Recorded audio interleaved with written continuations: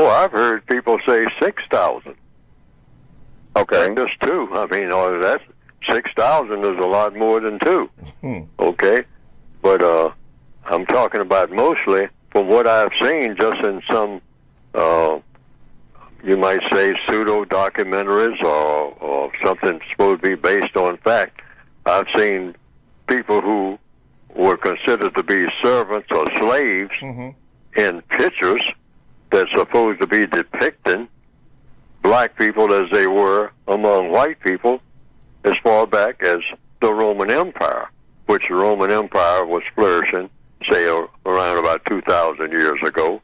And so you can associate a lot of the things of just at that particular time in history, the time of Caesar Augustus and Julius Caesar and Caligula and all of that bunch. And during that time, in paintings, sometimes scattered throughout the world, you see dark-skinned people among what you would call white people, the Romans, but you would see them in servants' positions. They're standing around, I mean, as eunuchs in the harems and things like that. People, black males who had been castrated and then put in charge of the white females who are supposed to be protected and that type of thing. Yeah. And you're talking about somewhere around 2,000 years ago. So how long has white supremacy been around? I say I don't know.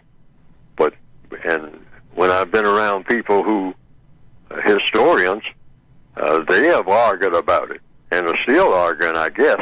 Yeah, I don't think there's a consensus yet. Yeah. But what I try to do is just deal with, over the period of years, I just say, okay, well, regardless of how long something has been around and all the details of how they went about doing it and all like that, this is great to know.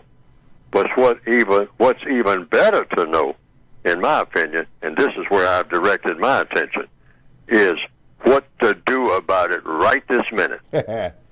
Yes, what sir. to do about everything that is connected with it right this minute, wherever you happen to be on the planet. What do you do and what do you say?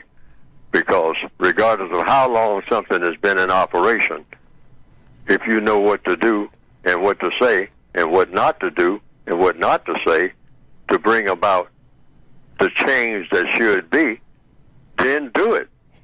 And you can do this without even knowing anything about the history of it. Okay. If you know how to take something apart, you can see some type of machine that's put together 300-400 years ago. But if you study the machine and see how the machine is put together, and you figure out how it works and what it does, and you decide to take it apart and make a better machine out of the material, well, you can do that without even knowing the whole history of the machine. And that's the way I look at the system of white supremacy. I look at it as a machine. You just look at it and see how it's put together and say, oh, it's put together, oh, they did this, and this screw is over here, and then they got a little anvil type thing that's over there, and so this is connected with this, and this is connected with that.